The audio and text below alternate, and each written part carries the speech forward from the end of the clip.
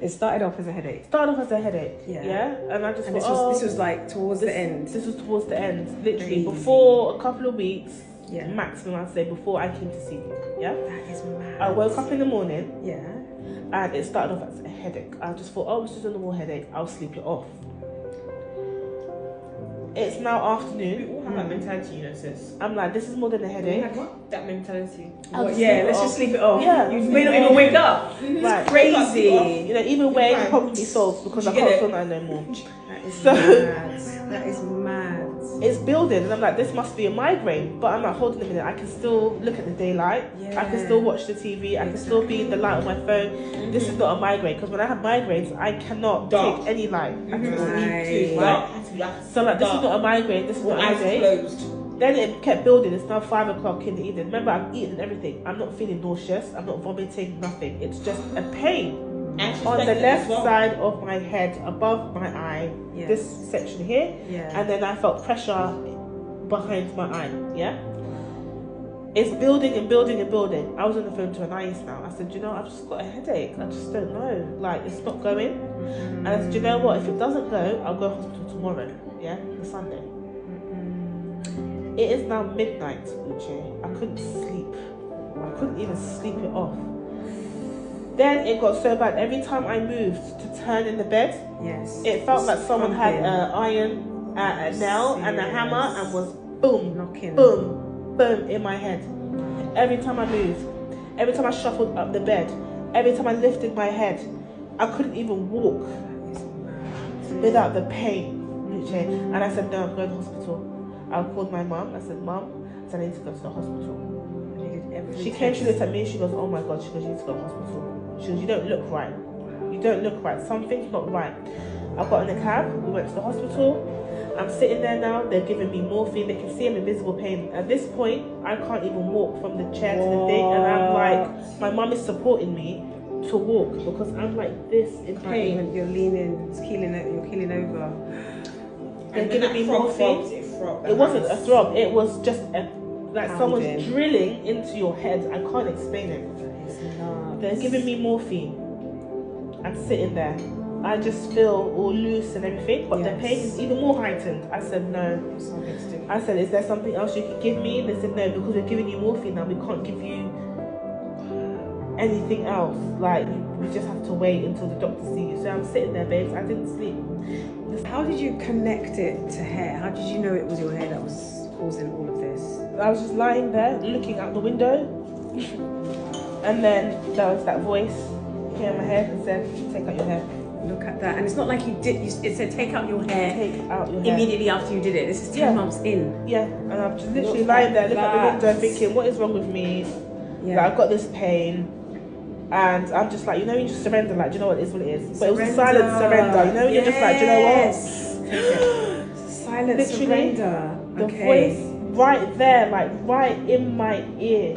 Like someone's there talking in your ear. Take out your hair. And did you start taking it out in the hospital? I called my sister. I said, sis, I need to take my hair out. She was like, what? And I wanted to shave it. Oh, wow. I wanted to shave it all off. I said to her, sis, can you find me a fatwa? So a religious ruling on shaving one's hair. Can I just shave it all off? Yes. She's like, no, it's haram to shave your hair or cut your hair at different lengths. You have to have your hair one length. Or grow it. It's haram for the woman to just shave her hair like that. Right. So I'm like, okay, what can I do? She goes, just take it out. She's like, I'm gonna message a sheikh to find out what you can do. Right. Because if it's a spiritual affliction, then it's a different thing. But at this point, we don't know. I haven't had Quran read on me. I haven't done anything. Yes. I'm just lying here in pain with a voice telling me, take out your hair. And I felt compelled, like, and I just want, if I was at home, I would have literally just got the shaver and just gone. That's how bad I was itching to do my hair. The pain of take it out. Yeah. And then I'm lying there now. So this is day 3 in the hospital. When I had that voice in my head telling me, take out your hair, then the pain started to reduce, and I was just dizzy and woozy. This really woozy, weird feeling. Then it got to Thursday. My husband was coming back. Yes. Right? And he was like, okay, I'm going to land, and then I'm going to get the car, and I'm going to come and get you if they're going to discharge you. He was away, and he was like, I'm coming back. I said, do not come back. I said to him, don't come back, finish what you need to finish back home. Yeah.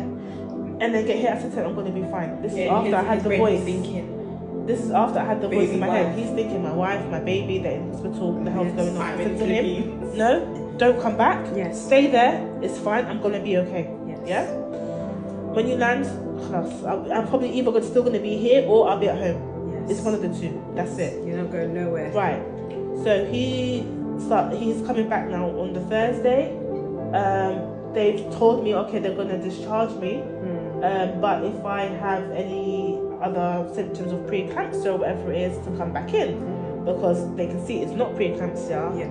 It's nothing to do with the pregnancy. They don't even know what it is, and they had a big question mark on my notes. They just didn't know. So like, okay, we can discharge you. Now they discharged me. It was late. It was coming up to midnight. I was like, they're like, do you want to wait till? I said no. I'm gonna go home now today. So he's come. He's taking me home. I'm still feeling woozy. Literally the next day, I woke up. I got you know the needle. Yes. I started on this side.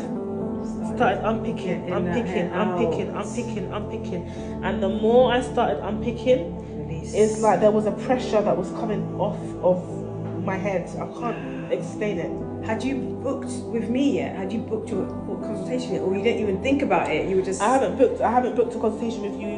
Nothing. Just. No, I did. Oh, you No, know- I hadn't. I Yeah, hadn't 'cause booked it obviously yet. you didn't even know it was I about hadn't the hair booked it yet. yet. No, I hadn't booked it yet. Got it. I was planning to. I think I had sent you an email, but I hadn't had a response yet. Because remember I sent that page essay, Yes. and I was like, what are my options? Blah Yes. blah blah blah blah. Yes. And then you said, okay, we can get something booked in, and then I had to respond to you. I hadn't responded to you yet. Right. That's why when I came to you, majority that remember I had bits of it out. Yes. This side, then this side, and the back, Yes. and then I just had that middle bit. Yes. That's because I was supposed to come to you with my hair in. Right. But that happened, and I said, no, I need to take it out remember now. So when I came to you, I only had that middle bit left, and I had taken out this side. And as I was taking it out, I'm telling you, the pressure, whatever it was, started lifting, and that fog, it was like a fog over my eyes, started lifting, and I got my energy back. Because remember I told you, I was bedbound. I had no energy. Yes. I couldn't even get up to play with the kids. Getting up was an effort. It was horrible. It was like, I don't want to do this today. I don't want to do this today. I was like, I was bedrotting. Yeah. Ooh. The more I was taking my hair out,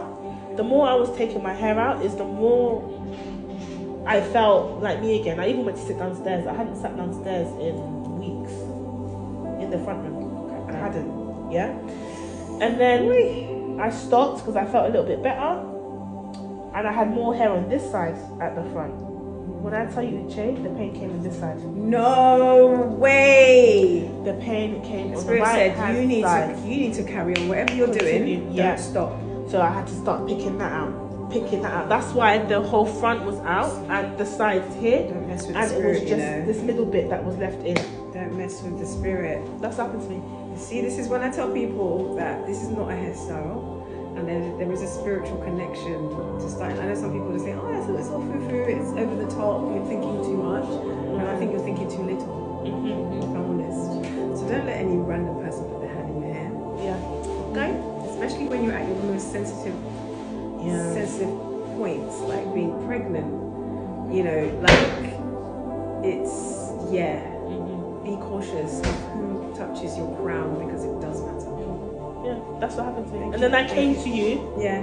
and literally, when you turned around to me and was describing what I went through without even knowing me, Wow. that's what confirmed it for me. Yeah. Because you don't know me at this point. didn't know I've you just sent you an email. I didn't tell you what happened to me on the email. All I said to you was, I've got these locks in my head. They're different sizes, different stuff happening in front of the lock.